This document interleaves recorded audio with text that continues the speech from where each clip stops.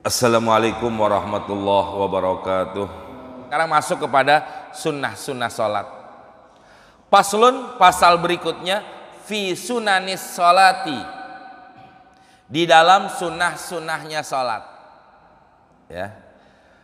Qala, pengarang kita berkata, wa sunanuha, sunnah-sunnahnya sholat, qabla dhuhuli fiha, sebelum masuk ke dalam sholat. Jadi sebelum takbiratul ihram. Jadi nanti ada sunnah sholat dibagi tiga. Ada sunnah sholat sebelum sholat, ada sunnah sholat di dalam sholat, ada sesunnah sholat sesudah sholat. Jadi ada tiga. Ada sebelum, sedang, sesudah. Kan begitu hadirin. Ya. Jadi ada tiga. Yang pertama di sini yang kita bahas, sunnah sholat sebelum sholat. Berarti apa? Sebelum takbiratul ihram. Nah, sebelum kita takbiratul ihram, apa sunnahnya sholat? Syai'an. Ada dua. Pertama, al-azan wal iqamah. Azan dan juga qomat. Apakah semua sholat? Ya, artinya kan sholat banyak. Ada sholat wajib, ada sholat sunnah. Sholat wajib aja ada dua, ada fardu ain, ada fardu kifayah dan lain-lain sebagainya. Nggak tahu di sini dibahas apa enggak. Ya, saya baru baca dikit tadi sambil nungguin. Ya, artinya apa jamaah? Kita bahas dulu di sini. Yang penting kalau kita mau sholat, disunahkan adanya azan, adanya qomat. Sebagaimana yang kita lakukan di sini. Itu memang dasar-dasar dalilnya. Dapat pahala apa enggak? Dapat pahala tuh. Ya, kalau orang sholat pakai azan, pakai qomat. Sekarang di Fathul Qorib juga nih ada. Kebetulan kalau Rabu siang saya ngajar ibu-ibu, itu kebetulan saya baca kitab Fathul Qorib. Nah, kebetulan babnya bab ini juga nih tentang azan dengan qomat. Ya, di situ juga diterangkan panjang lebar juga. Nanti kita bahas sambil berjalan. Al adzanu fil lugati, azan menurut bahasa, al-i'lam, artinya pemberitahuan. Kan biar tahu. Makanya kata Ustaz Nalim tadi, mohon maaf jamaah nggak kedengeran azannya. Kenapa? Speakernya rusak. Sabotase kali ya. Kan kadang lagi musim sabotase sekarang. Ya. Kali gitu disabotase. Waduh, pendukungnya noh hancurin begitu. Ya. Nah, itu hadirin. Al-i'lam, pemberitahuan. Jadi jamaah tahu nih sekitar Masjid Muwarokah. Oh, udah subuh. Dari mana tahunya? Noh, masjid azan. Kalau sekarang nggak kedengeran, Pak ya? Enggak. Iya. Kenapa? Bukan karena nggak ada yang azan, speakernya rusak. Kan begitu. Jangan marah-marah. Wah, ada yang azan, tidur apa pengurus? Bukan tidur pengurusnya. Habis tahun baruan capek. Nah, ini hadirin, ya. Pemberitahuan doang, memberitahukan bahwa sudah masuk waktu sholat. Tuh, kayak ibadah-ibadah mereka juga. Mereka cara ibadahnya apa pemberitahuannya? Ada yang pakai lonceng, ya, ada yang pakai macam-macam dah tuh. Itu cara ibadahnya mereka. Kita bukan pakai lonceng, bukan pakai alat pukul, bedug. Itu dulu. Itu kalau kita baca sejarahnya kan bedug itu karena memang Wali Songo. Inilah hebatnya para wali songo kita. Dia berdakwah mengajarkan Islam dengan cara apa? Mengambil budaya-budaya dari orang-orang Hindu yang dulunya dia pakai supaya dia tidak tersinggung. Yang penting apa? Tidak melanggar syariah, tidak melanggar hukum agama. Bagaimana beduk? Itu itu cuma sebagai tanda dari apa yang dibawa dulu. Tapi pemberitahuan yang namanya azan, pemberitahuan masuknya waktu sholat adalah dengan azan, kalimat azan. Begitu. Ya. Wa fi syar'i, menurut syarak, menurut agama, apa itu azan? Dzikron mahsusun, bacaan yang khusus, syuri'ah, yang disyariatkan, lil i'lami, untuk memberitahukan, bisolatin mafrudotin, dengan masuknya daripada sholat yang wajib. Jadi kalau orang azan, oh udah masuk waktu sholat. Ada orang azan, udah masuk waktu sholat. Tapi sekarang jamaah yang namanya azan fungsinya bukan buat sholat doang. Betul gak? Iya. Orang mau pergi haji, mau pergi umroh, azanin gak? Azanin, qomatin. Orang mati azanin qomatin. Ya lihat-lihat juga waktunya. Masih jam 10 orang azan. Wah, zuhur nih. Belum. Kenapa? Mungkin ada orang berangkat umroh atau haji kan begitu. Ya, lihat-lihat juga jamnya. Tahu walaupun secara hukum itu azan hanya buat pemberitahuan masuknya waktu sholat. Ya. Wal azan wal iqamatu masyru'ani bil kitabi. Azan dan qomat disyariatkan. Dasar dalilnya ada di dalam Al-Quran, was sunnati sunnah Nabi, wa ijma'il ummah, dan juga ijma'nya para ulama. Jadi bukan sembarang-barangan, bukan yang nentuin ini semuanya kita, tapi ini semua ada ketentuannya dari Allah Subhanahu wa taala. Jadi bukan bid'ah. Begitu. Beda dengan Syiah. Syiah mereka melaksanakan satu ibadah, pekerjaan mereka itu sesuai dengan keinginan mereka, tidak ada dasar-dasarnya. Makanya disitulah Syiah itu hukumnya apa? Bukan Islam. Dia bukan bukan Islam. Makanya nggak ada istilah pembenaran di dalam sesuatu yang salah, begitu. Qala ta'ala, sebagaimana Allah berfirman, mana dasar dalilnya? Ini yang pertama, idza nadaitum ilas salati, apabila engkau menyeru ilas salati, di dalam salat. Jadi diseru, dipanggil. Bagaimana cara manggilnya? Salat, salat. Nggak perlu dengan kalimat itu, tapi dengan kalimat azan. Orang udah tahu. Ya. Itu salah satunya. Wa qala subhanahu wa ta'ala, dalam ayat lain Allah mengatakan, idza nudiya lis-sholati, apabila telah dipanggil untuk melaksanakan ibadah salat. Bagaimana cara memanggil salat? Dengan adanya azan. Itu perlu, cukup begitu doang, nggak perlu yang lain-lainnya, ya. Itu dasar dalilnya dalam Al-Qur'an. Mana dasar dalil dalam hadis yang namanya azan? Wal ahbar fi dzalika katsiratun.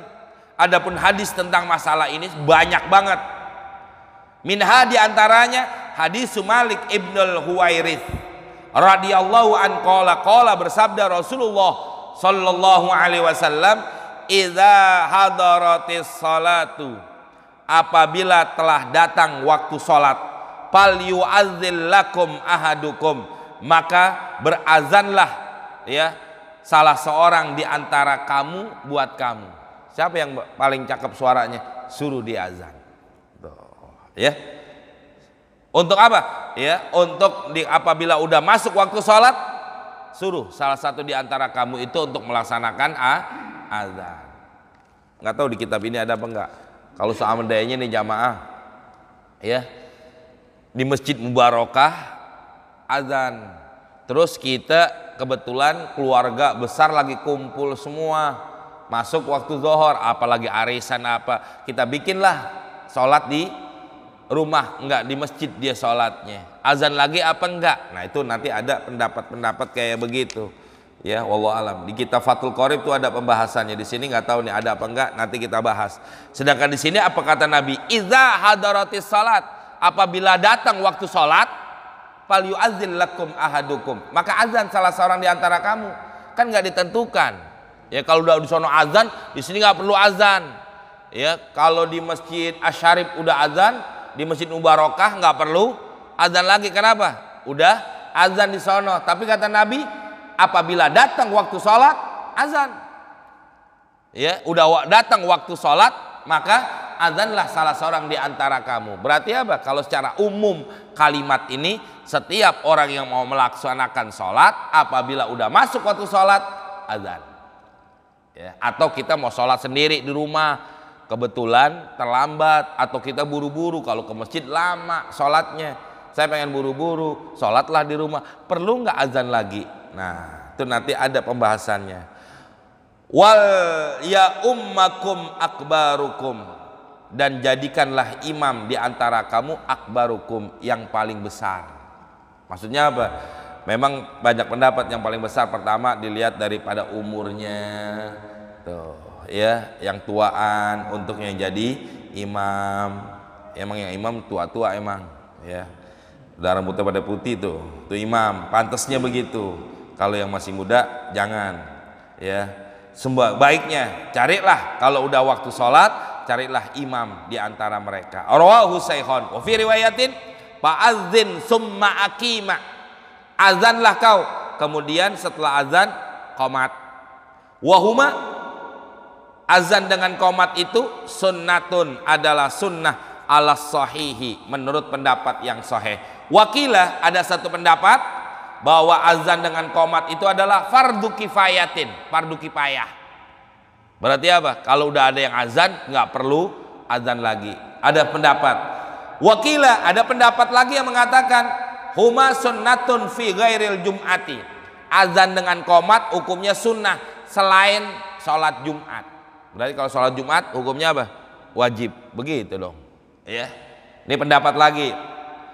Ada yang mengatakan wa fardu kifayatin fiha. Ada yang mengatakan bahwa hukumnya azan fardu kifayah fiha pada waktu sholat Jumat. Jadi beda-beda pendapat para ulama yang mengatakan tentang apakah ini azan ini termasuk daripada kewajiban apa hukumnya sunnah atau wajib. Tapi hukum asalnya yang namanya azan dengan qomat adalah sunnah, bukan wajib. Begitu, ya. Wa qadiyatu kalami sayhi, adapun ketetapan kalam syekh, annahuma, sesungguhnya yang namanya azan dengan qomat, laisa, keduanya bukan bisunnatin, sunnah, fi ghairi salatil maktubati, pada selain sholat wajib. Jadi azan dengan qomat disunahkan hanya buat azan sholat wajib. Selain sholat wajib enggak disunahkan. Berarti sholat sunnah. Sholat sunnah nggak perlu azan. Sholat sunnah nggak perlu qomat. Mana sholat sunnah? Ya itu dah. Kayak sholat id, azan nggak kita? Enggak. Ya, sholat Idul Adha, Idul Fitri kan yang biasa kita kerjain tuh ada azannya, nggak pakai azan. Ya, jangan mau sholat id nih udah masuk waktu sholat id, ya azan, Allahu Akbar, ya. Orang bingung, mau dikata subuh udah jam 7, mau dikata zohor masih kepagian, repot jadinya. Nggak perlu. Yang disunahkan buat azan adalah sholat fardu. Wa huwa kadzalik. Demikianlah yang dikatakan daripada itu semua. Wala yusyarra'ani, dan tidak disyariatkan azan dengan qomat fil manzurah, di dalam sholat yang dinazarkan. Sholat sunnah yang dinazarkan kan jadi wajib. Apakah perlu azan? Enggak perlu.